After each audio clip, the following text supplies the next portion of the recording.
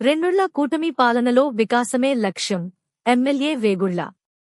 మండపేట నియోజకవర్గంలోని తాతపూడి, కపిలేశ్వరపురం గ్రామాల్లో MLA Vegulla Jogeswara Rao NDA కూటమి నాయకులతో కలిసి ఇంటింటి ప్రచారం నిర్వహించారు. ఈ సందర్భంగా ప్రభుత్వం 2 ఏళ్లలో చేపట్టిన అభివృద్ధి, సంక్షేమ కార్యక్రమాలపై ముద్రించిన కరపత్రాలను ప్రజలకు అందజేశారు.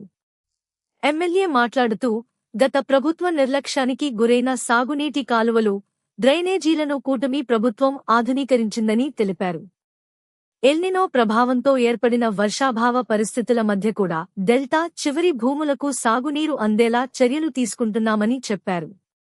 గోదావరి డెల్టా అభివృద్ధికి సీఎం చంద్రబాబు 3,000 కోట్లు మంజూరు చేశారని పేర్కొన్న ఆయన, కాలువలు, లాకులు, డ్రైనేజీల అభివృద్ధికి అవసరమైన ప్రాంతాలను రైతులు తెలియజేయాలని కోరారు.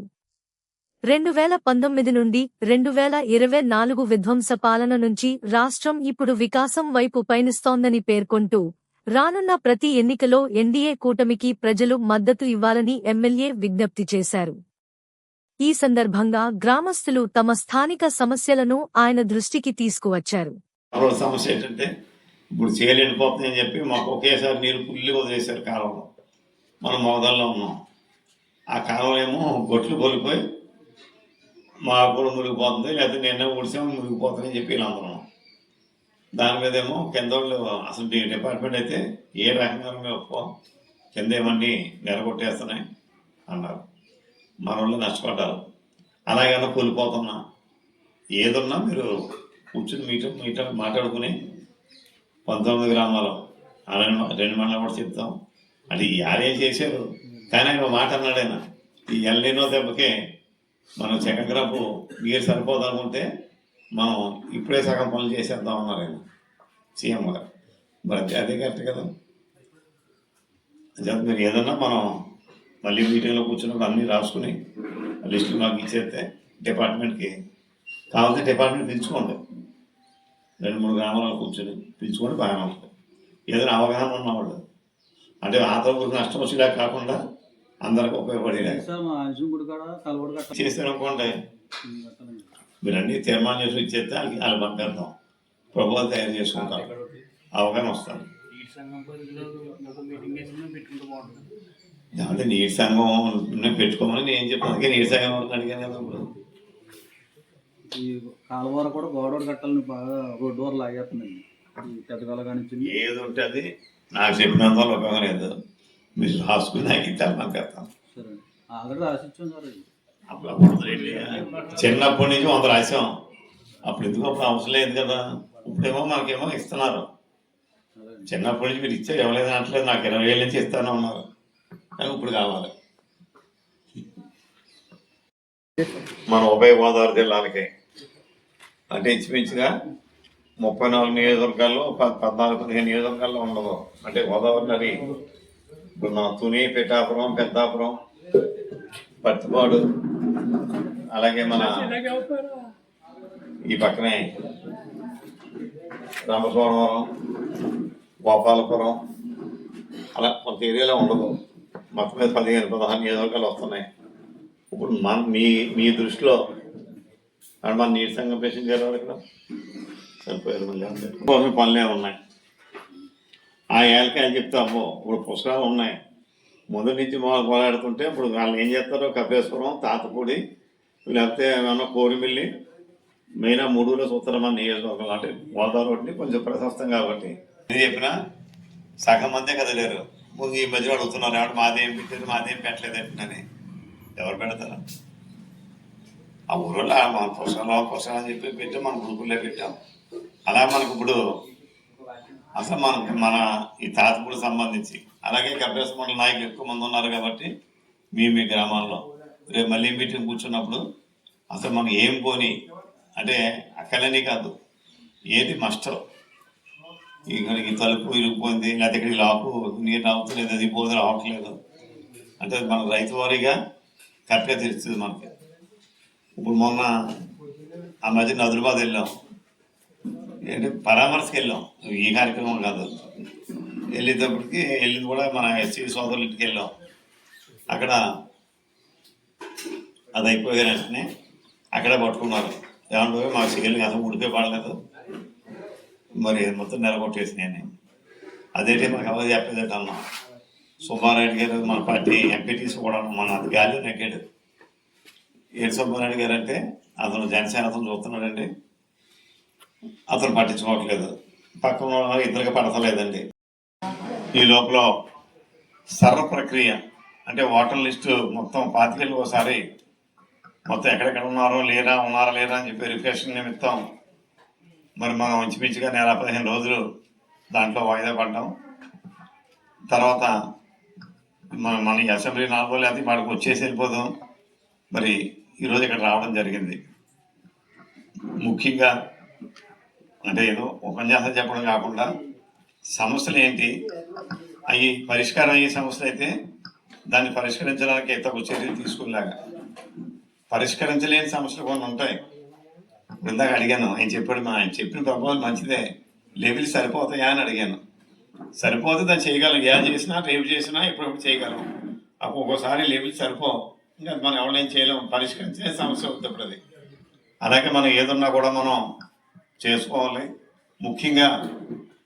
ముఖ్యంగా ఇది 2014-19 మన తెలుగుదేశం హయాంలో తాతపూడిలో ఒక్క రోడ్డు కూడా పెండింగ్ లేకుండా మొత్తం అన్ని రోడ్లు అన్ని డ్రైన్లు ఆ రోజున మనం కట్టడం. ఒకసారి ఇదేంటి అన్ని రోడ్లు అన్ని డ్రైన్లు కంప్లీట్ చేసుకున్నాం.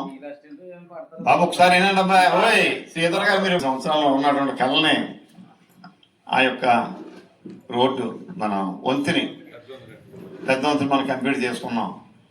ఆ కలవట్టు ఎప్పుడొచ్చు ఆవేళ ఎత్తు ఎక్కువ పోసారు కాబట్టి దిగిపోతే ఎండ పోస్తే దిగిపోద్ది అని చెప్పి గ్రాములు వేసి వదిలేస్తే 7 సంవత్సరాలు మనకి 5 ఏళ్ళు అలాగే ఉంది. ఈ 2 ఏళ్ళు కూడా మరి మీరు ఎవరు కూడా మరి అది చేయలేదు.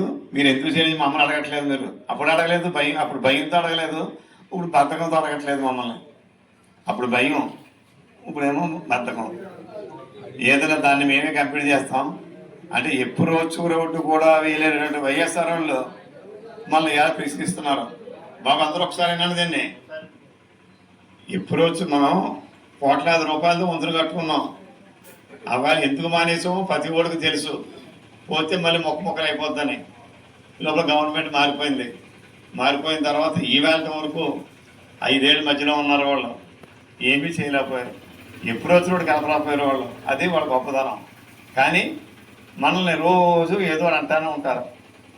అది మరి వాళ్ళ యొక్క ఇబ్బంది, వాళ్ళకి ఉన్నటువంటి ఆనందం. ఇప్పుడు మనం ఇందాక చూసాను నేను, ఏదో వీడియోలో పెట్టారు సోషల్ మీడియాలో. దాని ఏది డిఎస్సికి దీనికి తేడా ఏంటంటున్నారు ఒకటే మాట. ఏది మన గ్రూప్ ఇటు వైజాగ్ కానీ ఇట్లా మన రాష్ట్రం అంతా కూడా తీసుకొస్తూ ఉంటే మరి దాంతో ఇవన్నీ కూడా టన్నింగ్లోకి వచ్చేస్తే తనను పలకరించే వాళ్ళు ఎవరు ఉంటారని చెప్పి ఒక ఆలోచనతో మరి ఒక అల్లర్లు సృష్టిస్తే ఇప్పుడు ఎవరైనా మనం కొత్త ఒక ఏరియా వెళ్ళి పొలం కొనుక్కోవడం చూస్తాం. ఎంతమంది కర్ణాటక వెళ్ళిన వాళ్ళు ఉన్నారు, ఒరిస్సా వెళ్ళిన వాళ్ళు ఉన్నారు. గొడవలు అంటే ఆ పక్క వెళ్ళాం, ఇంకో జిల్లా పోతాం. అలాగా ఇండస్ట్రీ పెట్టుబడి ఎక్కడైనా ఒకటే, ఇండియాలో ఎక్కడ పెట్టినా ఒకటే, ఆడికి కాశ్మీర్లో పెట్టినా ఒకటే, కన్యాకుమారిలో పెట్టినా ఒకటే. అలాగే ఇక్కడ అల్లరి చేస్తే ఇక్కడ ఎవరు రాకుండా ఉండాలని చెప్పని ఏదో ఒక అల్లరి. డిఎస్సిలో అక్రమాలు జరిగినాయి, ఏం జరిగినాయి చెప్పండి అంటే మాట్లాడరు. అక్కడ తుమ్మారంటే ఇక్కడ దగ్గు వచ్చిందని ఇది చెప్తున్నారు తప్పించి కారణం చెప్పరు. ఆఖరికి లోకేష్ గారు ఛాలెంజ్ చేశాడు, నీకు డైరెక్ట్గా మాట్లాడడానికి డిపార్ట్మెంట్ పోలీసు వాళ్ళు ఒప్పుకోరు కాబట్టి ఆన్లైన్లో డిబేట్ చేద్దాం. ఆన్లైన్ అంటే ఇంట్లో ఈయన ఉంటాడు, ఆయన ఇంట్లో ఆయన ఉంటాడు, మధ్యలో అందరూ వింటాం మనం. ఇలా మనం చూస్తున్నాం కదా టీవీలో తిని.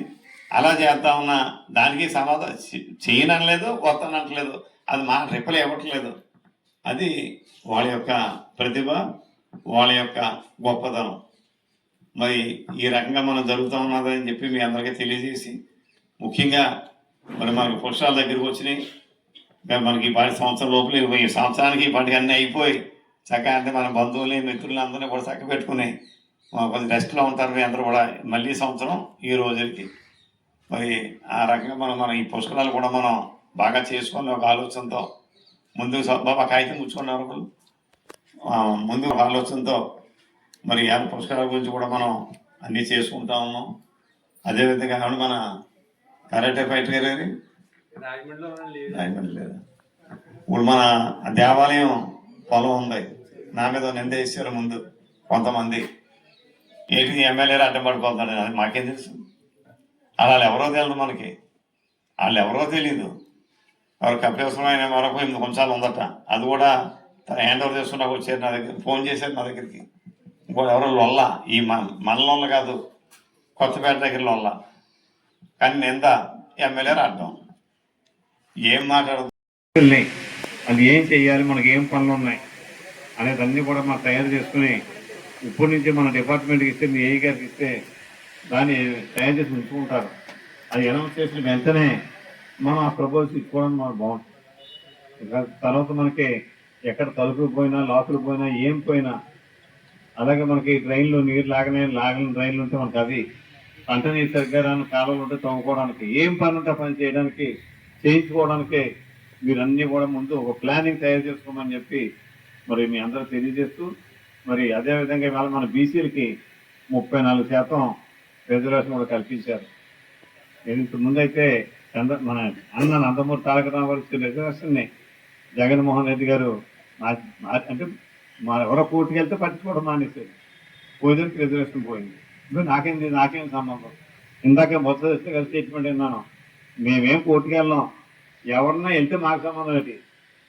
నేను వెళ్ళను, మా బంధువులో, మా కొడుకో, మా కోడలో, మా మనవడో, లేదా మా పక్కింటోడో పంపుతాను నేను. అంటే అక్కలేని అదే వాళ్ళ యొక్క బాధ ఎలా ఉందనేది దాన్ని బట్టి మాకు అర్థమవుతుందని చెప్పి తెలియదు.